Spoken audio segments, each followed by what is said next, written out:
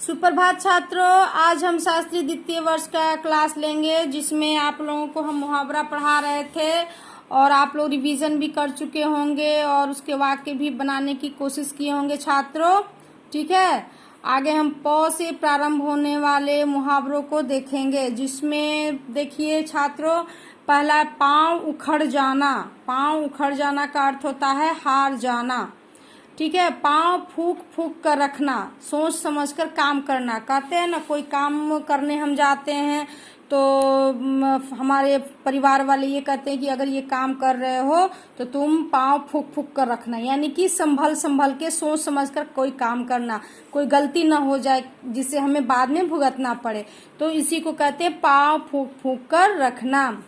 अगला है छात्रों, पानी में आग लगाना, यानी पानी में आग लगाना। ये संभव तो नहीं हो सकता है ना कि पानी में हम आग लगा सकते हैं, लेकिन ये मुहावरा है कि पानी में आग लगाना। इसका अर्थ ये हुआ छात्रों, असंभव को संभव करना। जो काम ये इसके पहले भी हम पढ़ा चुके हैं बहुत सारे मुहावरे जिसका अर्थ असंभव को संभव करना होता है। जो काम संभव नहीं है छात्रों, उसको हम संभव करने की कोशिश करते हैं, उसी को कहा जाता है पानी में आग लगाना। अगला है छात्रों, पापड़ बेलना, यानी खूब मेहनत करना। ठीक है, पापड़ बेलना, पापड़ बेलना का मतलब खूब मेहनत करना, यानी कि जो काम हमसे नहीं हो रहा है उसमें हम लगे हुए हैं, खूब मेहनत कर रहे हैं और मेहनत करने के बाद उससे हमको ये मिल जाती है, उपलब्धि मिल जाती है, तो उसी को कहा जाता है पापड़ बेलना। पीछा छुड़ाना, ठीक है छात्र, पीछा छुड़ाना, किसी से पीछा छुड़ाना, किसी अप्रिय व्यक्ति या किसी अप्रिय वस्तु से जिससे हमें लगाव नहीं है और वो व्यक्ति अचानक हमारे सामने आ जाता तो लगता है कब इससे भागे, कब हम इसे पीछा छुड़ा कर भागे, उसी को कहते हैं पीछा छुड़ाना। पीछे पड़ना, पीछे पड़ने का अर्थ होता है छात्रों तंग करना।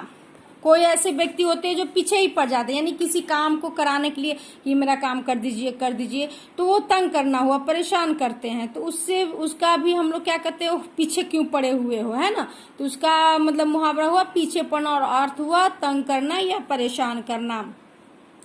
उसके बाद पीठ ठोकना, इसका छात्रों आप लोग को भी अच्छी तरह से अर्थ मालूम होगा, जिसमें कहते हैं जिसका अर्थ होता है शाबाशी देना।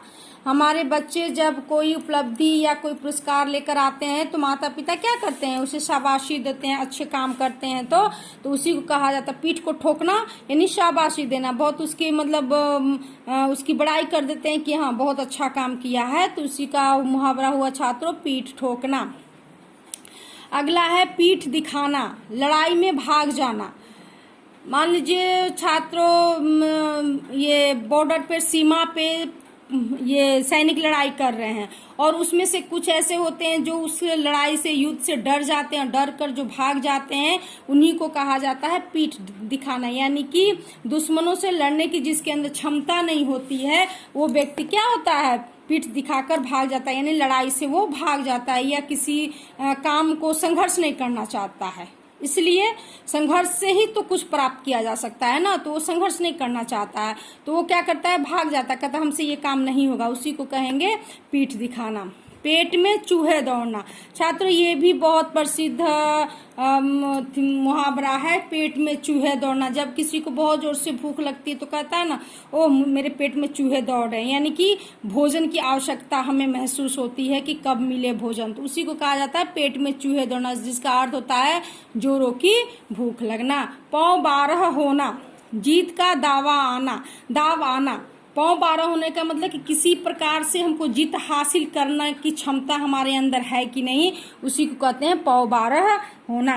उसके बाद अगला है छात्रों प्राण मुंह को आना, अत्यधिक कष्ट होना। जब हमारी शारीरिक कष्ट हमें होती है तो हमें क्या कहते हो, प्राण जो है मुंह तक आ गया, अब प्राण छूट ही जाएगा, उसी को कहते हैं छात्रों प्राण मुंह को आना। प्राणों से हाथ धोना, यानी मर जाना।